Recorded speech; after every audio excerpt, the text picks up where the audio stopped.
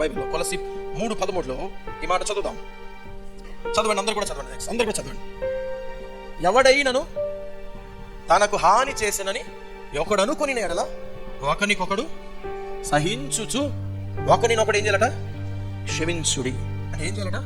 క్షమించాలి. కొంతమంది అనుకుంటారు, నేను క్షమించును వాడిని, నేను క్షమించును ఆమె చేసిన తప్పుకు అనే హృదయం వాళ్ళకి వచ్చేస్తుంది, కఠినమైన హృదయం వచ్చింది, నేను క్షమించను.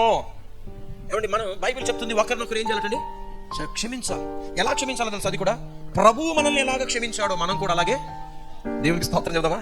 ఒకసారి దేవునికి స్తోత్రం చెప్దాం. హల్లెలూయా. నువ్వు నేను ఎలా క్షమించాలంటే ప్రభువు మనల్ని ఎలా క్షమించాడు. ప్రభువు మనల్ని ఎలా క్షమించాడండి? మనం ఇంకా పాపులుగా ఉండగా ఆయన మన కొరకు ప్రాణం పెట్టాడు, మనల్ని క్షమించాడు. మన పాపములని మనం క్షమించబడ్డానికి అర్హులమే కాదు, అయినా కానీ ఆయన తన కృప ద్వారా మనల్ని క్షమించాడు. అలాగే మనం కూడా ఇతరులు ఏం చేయాలంటే క్షమించాలి.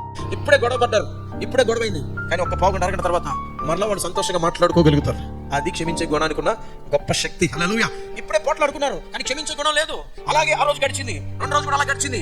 వాళ్ళ హృదయంలో ఏమైపోతుంది తెలుసా? ఒక గాయం ఏర్పడింది. వాళ్ళ హృదయంలో ఒక బాధ ఉంటుంది, అది లోపల అంతరంగంలో బాధ అలాగే ఉంటుంది, అలాగే నెట్టుకుంటూ పోతూ ఉంటారు. ఈ క్షమించకపోవడం వల్ల ఆ హృదయంలో ఉన్న గాయం ఎక్కువైంది అనుకోండి, కొన్ని రోజులు అలాగే కొనసాగింది అనుకోండి, శారీరకమైన అనారోగ్యాలు డెఫినెట్గా వస్తాయి. చాలా మందికి చిన్న వయసులోనే బీపీలు, హార్ట్ అటాక్లు, షుగర్లు, థైరాయిడ్లు రావడానికి కారణం అదేనండి. ఎందుకంటే మన హృదయంలో మనం ప్రశాంతత కలిగి లేము. ఎక్కడో లోపల కదా హృదయం, కనపడదు కదా. అక్కడ ప్రశాంతత లేకపోతే ఏం కాదు అనుకున్నారు. అక్కడ ప్రశాంతత లేకపోతే దేహం అంతా కూడా అనారోగ్యమే. రానున్న రోజుల్లో ఆ అనారోగ్యాల పుట్టగా మారిపోతుంది శరీరం. కాబట్టి భవిష్యత్తులో మంచి ఆరోగ్యంతో మనం జీవించాలంటే ఇప్పుడు ఏం చేయాలంటే హృదయంలో ప్రశాంతత ఉండాలి. హృదయంలో ప్రశాంతత ఉండాలంటే క్షమించే గుణం మనలో ఉండాలి. దేవునికి స్తోత్రం చెప్తాం. హల్లెలూయా. మనం ఇతరులను క్షమించాలి.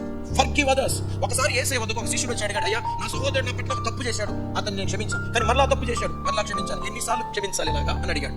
అప్పుడు యేసయ్య సమాధానం ఏం చెప్పాడు ఎవరికైనా తెలుసా?